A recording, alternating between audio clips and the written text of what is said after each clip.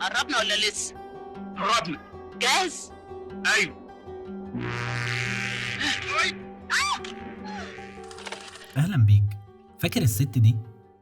الوش ده اللي دايما كان بيظهر في افلام كتير في السينما، اما سجينة او سجانة، ومرة بنت شعبية بتضرب الرجالة والستات في الشارع. طب تفتكر شفتها في فيلم ايه؟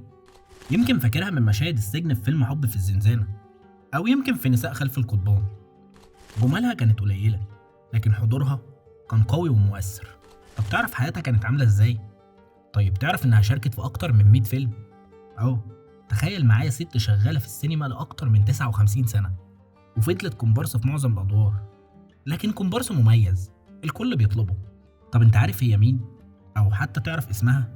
أنا هقولك، دي فايزة عبد الجواد، أشهر كومبارس في السينما المصرية. بس اللي يمكن ما تعرفوش إن الست دي اللي ملامحها كانت كلها قوة وجبروت، في الحقيقة كانت بتمتلك أطيب قلب ما يتناسبش أبدا مع الصورة اللي كانت بتقدمها على الشاشة. بيتها دايما مفتوح للكل، واللي معاها دايما ما كانش ليها. طب تعرف علاقتها كانت ايه برشدي أباظة وبنجوم كبار غيره؟ لو أول مرة تشوفنا وعايز تعرف أكتر عن حكايات النجوم المنسيين وتعيش سحر الزمن الجميل، ما تنساش تشترك في القناة وتفعل علامة الجرس علشان يوصلك كل جديد. ويلا نكمل الفيديو سوا ونعرف مين هي فايزة عبد الجواد.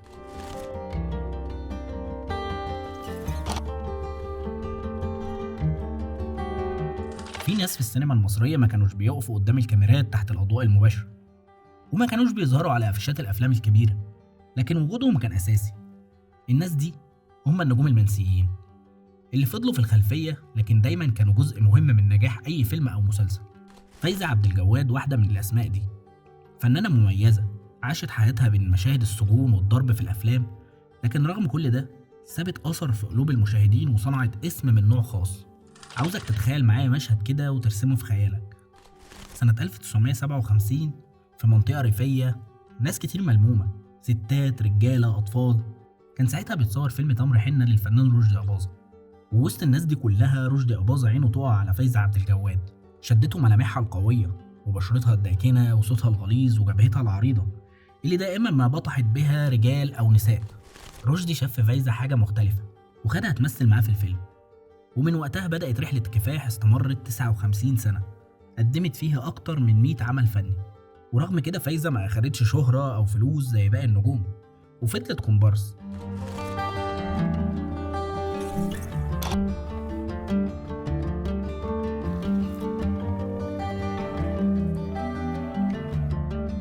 من وقت اكتشافها على ايد رشدي أباظة، فايزة بدأت رحلتها في عالم السينما، ورغم انها بدأت بأجر بسيط جدا كان 75 قرش، لكن حبها للفن هو اللي خلاها تفضل مكملة.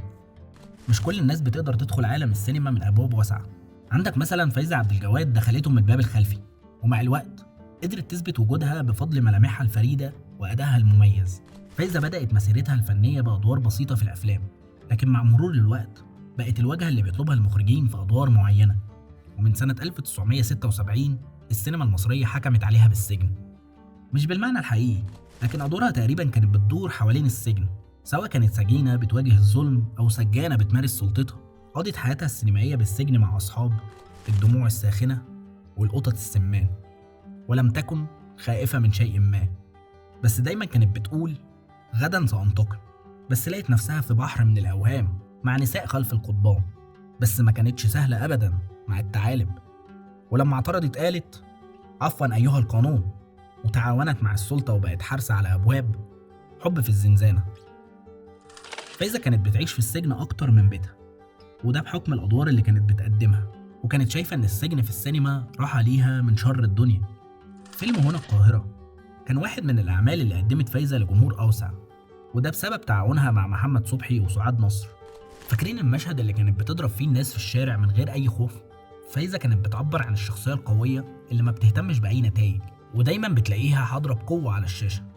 ومع الزعيم عادل إمام قدمت فايزة عبد الجواد عدد من الأعمال الفنية، منها المشبوه، الغول، حب في الزنزانة، رمضان فوق البركان، خلي بالك من عقلك، الإنس والجن، شمس الزناتي.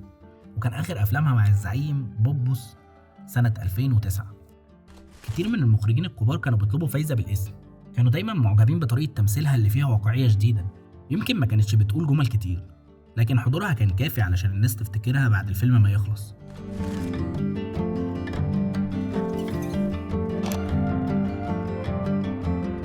رغم كل الشغل ده في السينما والتلفزيون، بس فايزة ما كانتش بتحقق أرباح كبيرة، كانت بتقبض يوميتها زيها زي أي كومبارس، وده اللي خلى حياتها المادية تفضل صعبة لحد آخر يوم في حياتها. تخيل معايا كده إن أقل أجر خدته فايزة كان 20 قرش، وأعلى أجر وصلت له كان 50 جنيه. أنت متخيل؟ وده في الوقت اللي النجوم الكبار كانوا بياخدوا آلاف الجنيهات. ولأنها كانت جزء من عالم السينما لسنين طويلة، حاولت فايزة إن هي تدخل نقابة الممثلين علشان تضمن لنفسها معاش أو تأمين صحي، لكن كل محاولاتها باءت بالفشل.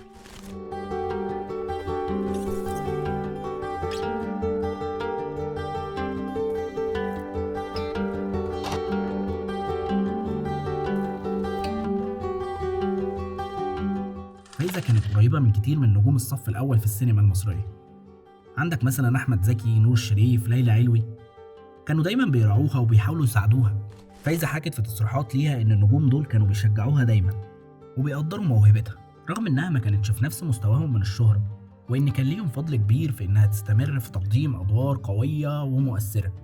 ورغم إن السينما ما بتعرفش في مهرجاناتها إلا النجوم والأبطال، إلا إن فايزة غيرت وجهتها من حوش السجن إلى السجادة الحمراء بمهرجان الإسكندرية السينمائي، لما تم تكريمها سنة 2004 عن مجمل أعمالها وأدوارها اللي تخطت 100 عمل، وده في سابقة تعد الأولى من نوعها عالميا، ليكون التكريم ده اعتذار عن تجاهل دام طويلا وعن عمد لفايزة عبد الجواد ورفاقها ممن قدموا وأفنوا عمرهم في السينما المصرية. فايزة بعد التكريم ده ما ظهرتش إلا في أدوار بسيطة في بعض المسلسلات زي زهرة وأزواجها الخمسة وكيد النساء، ومع مرور الوقت المخرجين والمنتجين بطلوا يطلبوها، وده خلى حياتها المادية تتدهور بشكل كبير. فايزة كانت دايما بتحكي إن المنتجين نسيوا الناس اللي أفنوا عمرهم في خدمة السينما، وفضلت تعاني من الفقر لحد آخر يوم في حياتها. فايزة عبد الجواد كانت ليها علاقة مميزة مع الفنانة إسعاد يونس، ودي علاقة اتكونت من خلال الشغل الفني المشترك بينهم. واحدة من أشهر الأعمال اللي جمعتهم كان مسلسل بكيزة وزغلول اللي حقق نجاح كبير وقت عرضه. في المسلسل ده فايزة قدمت دور مميز جدا، وده زود من شهرتها وسط جمهور السينما والدراما المصرية. ورغم إن فايزة قضت حياتها بعيدة عن الأضواء والشهرة، إلا إن إسعاد يونس فضلت معجبة بيها وبدورها كواحدة من الجنود المجهولة في السينما. بعد سنين طويلة من العمل الفني، إسعاد يونس استضافت فايزة عبد الجواد في برنامجها الشهير صاحبة السعادة. اللقاء ده كان تكريم بسيط من إسعاد لفايزة والاعتراف بدورها المهم في السينما والدراما المصرية. الاستضافة في برنامج صاحبة السعادة كانت فرصة لفايزة إنها تتكلم عن مشوارها الفني الطويل وتعرض للجمهور حياتها خلف الكواليس بما فيها من تحديات وصعوبات. إسعاد يونس قدرت من خلال البرنامج إنها تسلط الضوء على واحدة من الأيقونات اللي ساهمت في نجاح كتير من الأعمال السينمائية والدرامية.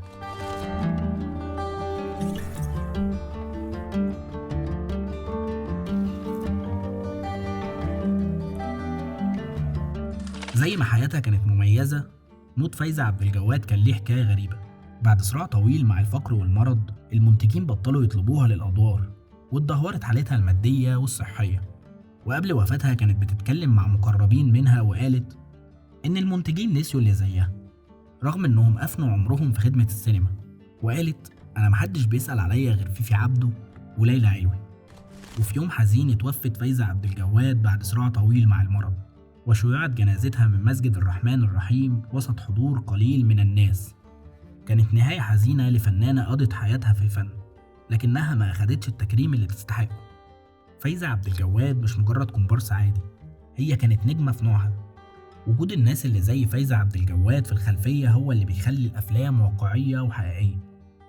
يمكن ما أخدتش حقها من الأضواء والشهرة، لكن كل دور قدمته فايزة اتحفر في ذاكرة السينما وجمهورها. ولو انت فاكر مشهد او دور لفايزة عبد الجواد شاركنا بيه في التعليقات، واكتب لنا عن نجوم منسيين تحب ان احنا نتكلم عنهم. وبكده نكون وصلنا لنهاية الفيديو، لكن المتعة ما انتهتش هنا. عندنا فيديوهات تانية لنجوم عاشوا في الظل وآن الأوان نعرف حكايتهم. وما تنساش تشترك في القناة وتفعل علامة الجرس علشان يوصلك كل جديد وتكون دايما جوه الحكاية. سلام.